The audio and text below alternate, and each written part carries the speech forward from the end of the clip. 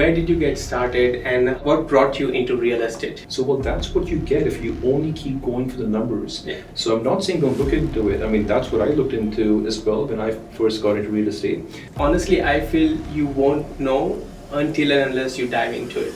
How did the first 6 months look like, or what were the initial challenges that you faced when you got started, like 0 deals in like first day of your career? Sometimes it could be really stressful because you've had 3 good months and then the 4th month it could come down.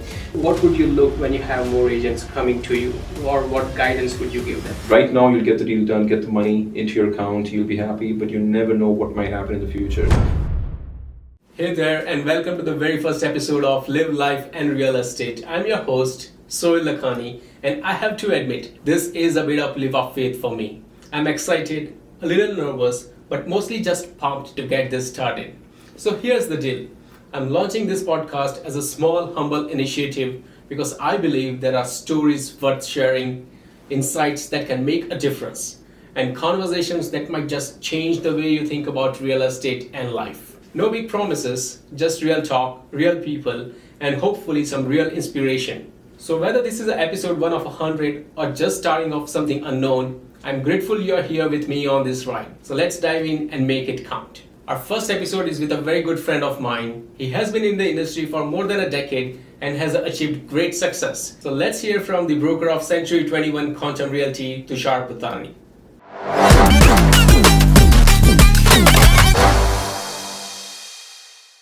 So thank you, Tushar, for coming on the show. Really appreciate your time here. No, thank you, Sohail, for having me. I'm so happy for you, and I'm glad that you've made this investment, all the time and energy that you put into it. I'm sure this project of yours will be very successful. Sure. Thank you. So, Tushar, I just wanted to start with a little basic here. You have been doing this for more than a decade, and you have achieved a couple of good milestones. I just want to know, where did you get started and what brought you into real estate? Great question, Sohail. So, it's been about close to almost 11 years now of me being in real estate. So, couldn't be happier with the way I've gone about, my business. Of course, it's been up and down, as always in any industry. You would have that. But as long as you stay consistent to what you're doing and as long as you stay focused, I think that's something that's really important. So going back to when I started, so 2014 is when I started. I would say 2014 towards the end, 2015 towards the beginning is when I got into real estate. In fact, when I first came to Canada, this was back in 2009, when I first landed. I was out house hunting, looking for a house for myself with my parents, my brother. So we came across a few realtors, we sat and talked to them. I just felt it was something that I could see myself doing in the longer run. And the fact that, I was new to the country and I was searching for a career as to which way should I go, which industry should I invest myself into, what courses should I take. So real estate was something that always attracted me right from the day one. So I felt fine, this is something I'll get into at some point. But the main priority back in 2009 was that I wanted to get settled, wanted to get the house going. And of course, you have a lot of expenses when you're new to a country. You have to buy a lot of things. So I had to make sure I can go and do some random jobs to make sure the money comes in first. So I started to get into some jobs. Then me and my dad, my brother, we got into a family business. We had a business of kitchen cabinets. We were into manufacturing cabinets, and we used to work with a lot of the home builders, which was somehow connected with real estate, which kind of helped me as well a little bit. I'll talk to you later about it in the video. So we did that for a few years, and towards 2014, towards the beginning, I would say, or maybe sometime around spring. So I felt this is something that I don't see myself doing in the longer run, the cabinet business that I was into with my dad and brother. So I wanted to get into real estate, at least get it all started. So I met with a few people, sat down with them, discussed a few things, how do I go about getting started. And I'm glad that I met few people. They gave me the right information, and then I just went to RECA, went online, did few courses, did the introduction. The way the whole course was structured was a little different back then than what it is now. They've made it a bit more easy, which is good. A lot more people can get into real estate if they want to come to this industry for a living. But I did all of that stuff and I got licensed in 2015. And, from that day, I haven't looked back. I knew this was something which was going to take some time. It wasn't going to come easy to me, just like anybody else. Anybody else who've succeeded in real estate or have had some success, they would kind of understand what I'm saying. It's towards the beginning, it's tough going because you're out there working. A lot of the money seems to be going in with your marketing, with your social media. Wasn't that big back without then, but any now, expectation of when it's going to come back. exactly, that's a great point. So all the money goes in, but you're not even sure when the money is going to come back at you. So, but again, I stuck to it. Luckily, I had my dad, my mom, my brother back then. I was single, so I had their support, and they said, you just go into it. If you invested your time, if you are focused, if you're serious about this industry, don't worry about it. We are here at the back. We're supporting you. Just go for it. So I'm lucky. I had that family support with me. So I just went into it, and I'm glad that it kind of worked out for me. Wonderful, wonderful. The follow-up question on that is, let's say when you got started, when you took the license, how did the first 6 months look like, or what were the initial challenges that you faced when you got started, like a brand new agent with 0 deals in like first day of your career?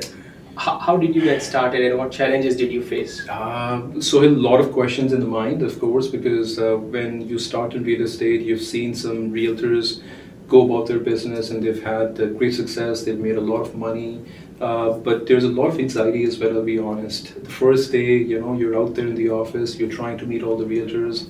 Your broker is, of course, there to kind of help you ease into the office and just kind of meet people, talk real estate.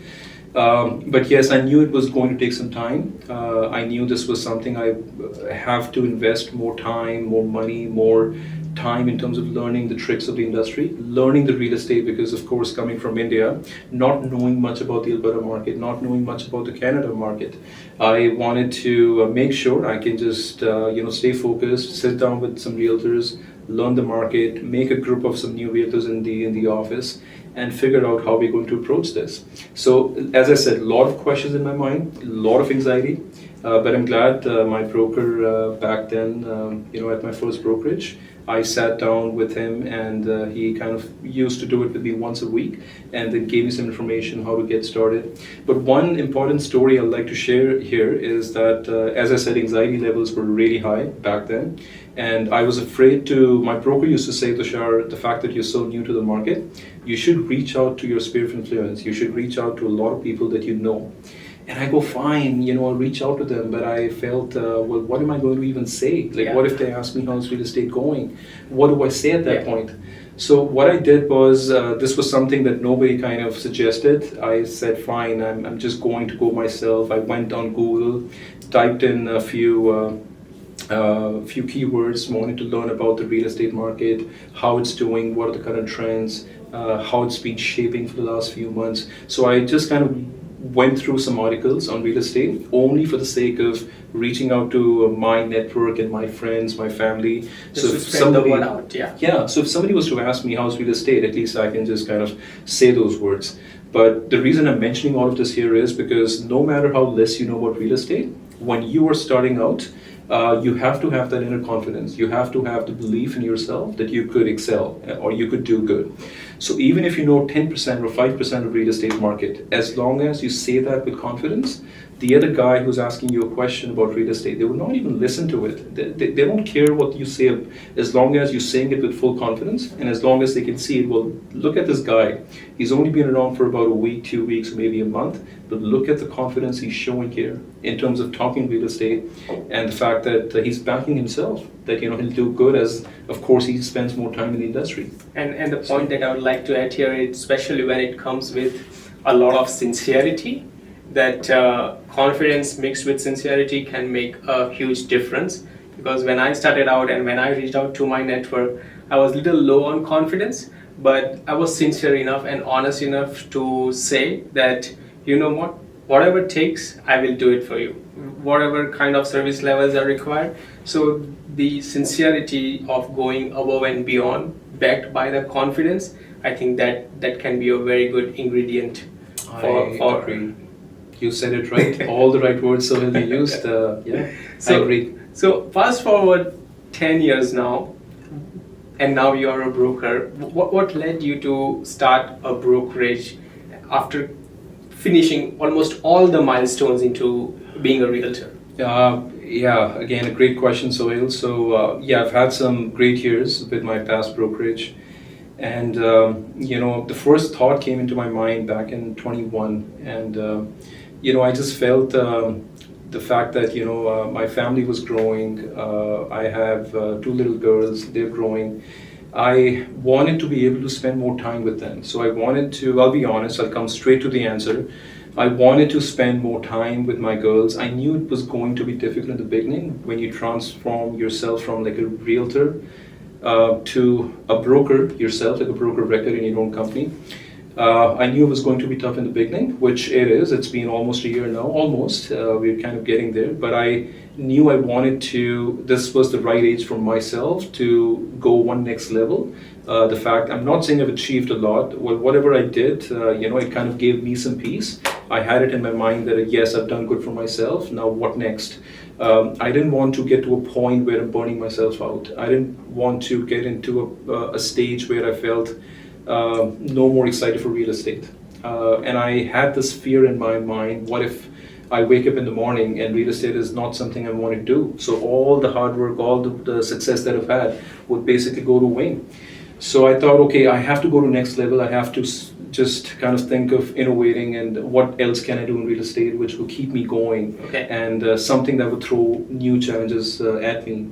So I said, and of course I've spoken with few mentors, I've spoken with few people that I look up to, my family of course, and my friends, and they all kind of said, Tushar, like the way you've gone about your business, the way you've gone about branding yourself, and the confidence that you've shown, the numbers that you've shown out in the market, I think it's time just to open up your own office.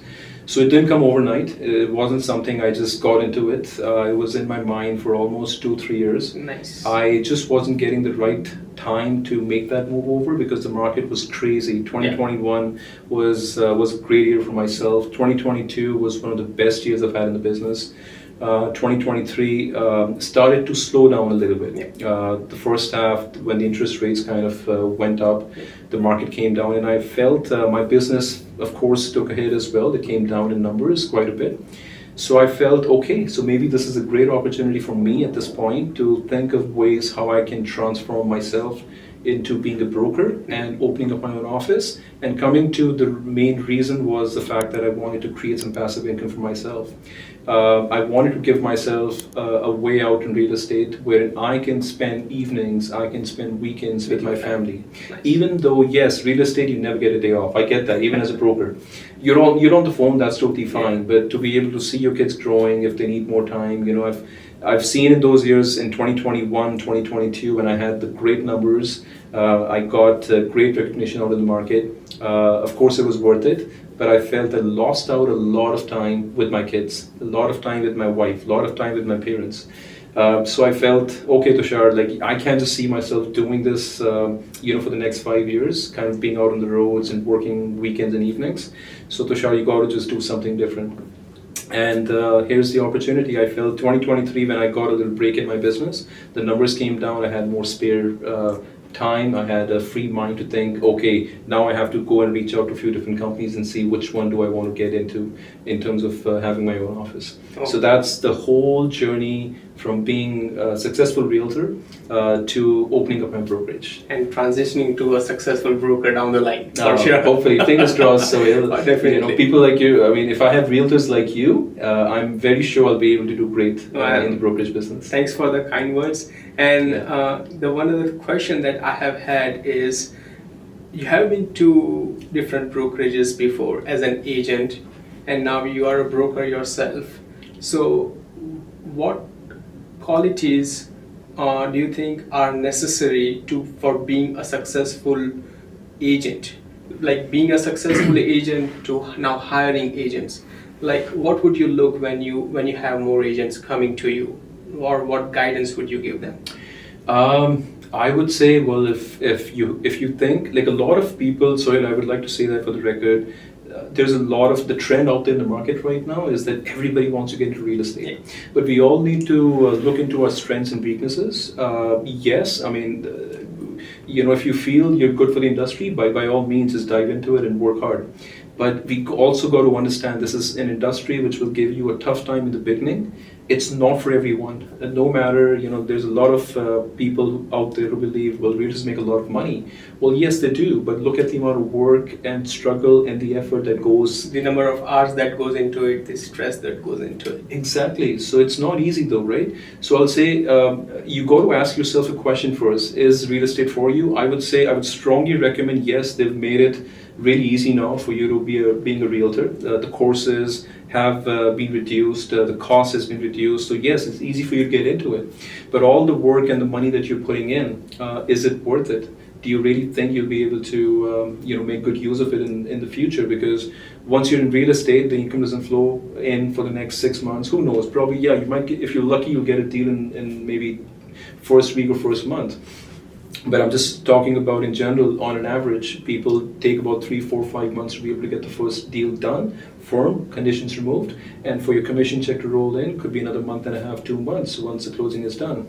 So to all the new realtors, when you are getting into the business of real estate, you got to sit down and ask yourself if this is something you see yourself doing in the longer run. Do you see yourself working every weekend, every evening? You'll have to be a little away from your family as well. Yes, there's rewards for it, but you have to be open, you have to be good in communications, you have to be good in terms of having patience, because this industry will test your patience. I mean, I've seen it, so you've seen it as well. I'm sure all the realtors watching this video will be able to relate to it. So you got to have all those skill set, and that's the time you got to sit down. Once you've decided that fine, this is something I really want to get into. You've done all the courses, you've invested the time and money into it. At that point, sit down with a broker, sit down with a company, and find out what kind of a back-end support you'll be able to get. It's not only about splits. Even right now, being a broker now, having my own company, when I sit down with new realtors or when I sit down with realtors wanting to switch, I always say, well, what's the most important for you when you pick a broker or when you're trying to figure out if you haven't found the right place to work at? What is it that you're looking for? And trust me, a lot of people will say, okay, what is your split list? Yeah. What are your splits? And trust me, guys, split is not the only thing you should be looking at. Of course, it all comes down to the numbers in the end. But you should be looking at who the broker is, what kind of support system they've got in the office. What kind of trainings do they have? Yeah, what kind of training structure they've got. Split, again, as I said, has an important part to play as well. But you also got to see if you ever get into any issue in the future with RECA, is a governing body. Of course, they have certain protocols, they have certain rules in place, rightly, and we should be all following it. That's why we've got the education stuff in place. But in case if you ever make a mistake, if you have to have somebody who will back you to the end. I mean, they'll back you no matter what happens, and they'll stand by you, because the fact that if you're associated with an office and you've been paying them splits, you got to make sure they're always there for you. If you have any questions, if you're in the middle of a deal and you're kind of stuck, you're not sure, or if there's a rude realtor out there knowing that you're new to the industry and they're trying to just kind of trying to just put their power on you. You have to be able to come out of it strong. You have to make sure that nobody can kind of just come on you. You have enough knowledge, you have enough experience in the industry to be able to go through any of the hassles with the support of your broker. So a lot of things in the back end. So, and that's I would say that sums up the action-packed advice for all the new realtors. So that's very good advice, and why you should have a good broker. And more importantly, I feel, rather than being reactive when you get into the problem, if you have a problem and you talk to your broker proactively, you can avoid so many hassles. And that's where having a broker on your speed dial can call you and say, and who picks up the call and just get you the answer for what you're looking for, is more important than the splits. Splits are important, but having a right guidance is very, very crucial. Yeah, because there are a ton of companies out there. Of course, I can't name them, but there are so many companies out there. They're maybe not charging you any splits, or they have like a basic flat fee and stuff. But in the end, fine, splits are splits. But what is the back-end support system that you're getting? Is there any value out of those splits that you're getting? I've had so many realtors that I've spoken with off late, they've said, so we have tried calling the broker for a week, they don't even return our call. So, well, that's what you get if you only keep going for the numbers. Yeah. So I'm not saying don't look into it. I mean, that's what I looked into as well when I first got into real estate. But at the same time, what I wanted was a good in-house training structure. What I wanted was a good support system in the back end, and maybe a good pool of realtors in the office. So at least we can reach out to a lot of these people and kind of get their insights on the business, on the industry. And create a positive and a healthy competition. That's also very important. Oh, yeah, of course, 100%. I mean, I've been there, done that, in terms of having a healthy competition in my last office, which was good. But we had a great time. It's all about enjoying that moment. Yeah. And it's good. Sometimes it could be really stressful because you've had 3 good months and then the 4th month it could come down. And you're like, I won't be on the top 10 or top 15 in the office. But it happens. That's a part of our industry. That's the part. So, yeah. And to comment on to your previous thing, whether real estate is for you or not, honestly, I feel you won't know until and unless you dive into it. Like on the surface, it feels like, I have 6 months of money, I can deal with it and all of the things, and I can reach out to my contacts. But once you start actually doing it and start to work on weekends and late nights and writing offers and falling deals, and when that hits you, at that is the point you have to tell yourself to keep doing it, because and that's the point, that's the tipping point where many realtors might just get out of the business.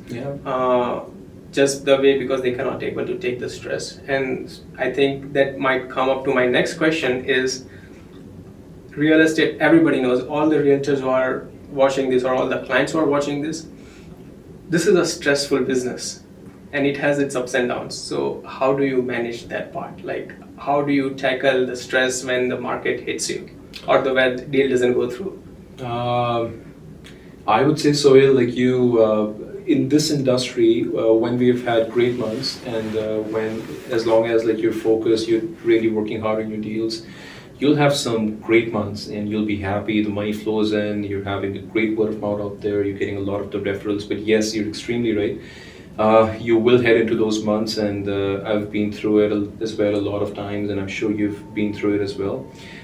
There could be some months wherein you'll feel, ouch, nothing seems to be going my way. We've had 3 deals that fell through. I have no more leads that I'm working on right now. A few of the buyers, they backed out. They're not There's buying. nothing in the pipeline. Nothing in the pipeline, and oh boy, this is just going nowhere. I'm hitting, a roadblock, and this is just driving me nuts. Sometimes I strongly believe it's good to just take some time off, go away, and then, because we have to be honest, we've basically let the momentum go at this point. If you're into a situation where in 3-4 months of having great deals and great numbers, if you feel you've literally come to a point where you've got nothing in the pipeline and no more deals upcoming, you got to be honest to yourself. Maybe you did something to yourself. Maybe you got into a comfort zone wherein you felt, I've had 4 great months, I've made a lot of money, I've made close to $100,000 in these 4 months. That's fine, I can relax, and I'll just kind of work next weekend, I'll just take this weekend off. I'm not saying don't take a weekend off. We all need a break. We all need to spend time with family. But I think it's important we work every day thinking that, what if the market comes down tomorrow? We have to plan in advance. In real estate, that's the most important trait you should have. What you're working today is going to get you benefits in 2 months from now. So all the benefit, all the deals and the commission checks that you're getting at this point is all the work that you've done 2, 3, 4 months back. So think of those 3, 4 months behind you, what you've done right in those months, and try to repeat those again. Don't get into a comfort zone saying, I've already had 4 great months, that's fine, it can happen to me. So 2 ways of doing it. Either go back and see what you've done in those 2, 3 months to yourself, like what was I doing back then which helped me bring some leads? What did I do right at that point? And just basically recollect yourself and work harder and see if you can come back to basics again. The second is take some time off. Take completely, just go away, don't think real estate, because as I said, when these things happen to you, you get into a very negative frame of mind. So don't let that affect your momentum. Don't let that affect your positiveness, what you've got in yourself after being successful for certain months. So just take maybe a week off. Just say, I'm not going to think real estate. That's fine. You can pass on your business to a realtor in your team or to your partner or somebody that you know in the office. Say that I'm away for a week and I'll just come back.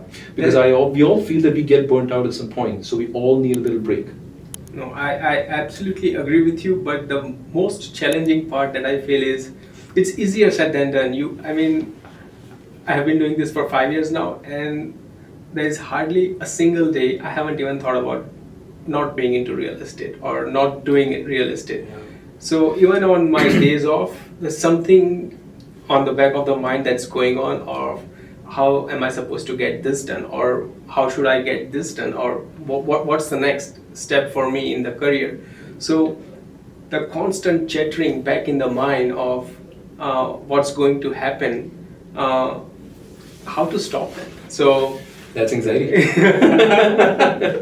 So that's anxiety. So that's what I said, right? You got to stop thinking about real estate. If you really want to come back fresh with a new set of ideas and a good belief again, you got to just give yourself a little bit of a break. And it can all happen to the best of the minds in the business. And we've seen that.